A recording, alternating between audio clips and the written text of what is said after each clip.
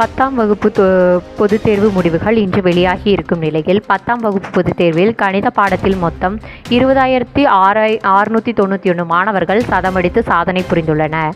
தமிழகத்தில் 10ஆம் வகுப்பு பொதுத் தேர்வு முடிவுகள் இன்று காலை 9:30 மணியளவுக்கு வெளியிடப்பட்டது. அதன்படி தமிழகத்தில் 99.55% தேர்ச்சி விகிதம் பதிவாகியுள்ளது. மாணவர்கள் தேர்ச்சி விகிதம் 88.58%, மாணவிகள் தேர்ச்சி விகிதம் 94.53% என்றுள்ளது. மாணவர்களை விட மாணவிகள் தேர்ச்சி விகிதம் 5.95% அதிகமாக உள்ளது. பாடவாரியாக தமிழில் 8, ஆங்கிலத்தில் 415, அறிவியலில் 5104, சமூக அறிவியலில் 4428 பேர் 100க்கு 100 முழு மதிப்பெண் பெற்றுள்ளனர்.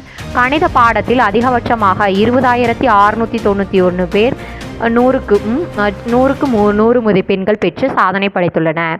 அதோடு பாட வாரியாக தேர்ச்சி விகிதத்தை பார்க்கும்போது தமிழ் மற்றும் இதர மொழி பாடங்களில் 96.85%, ஆங்கிலத்தில் 99.15%, கணிதத்தில் 96.8%, அறிவியலில் 96.72%, சமூக அறிவியலில் 95.74% தேர்ச்சி பெற்றுள்ளனர்.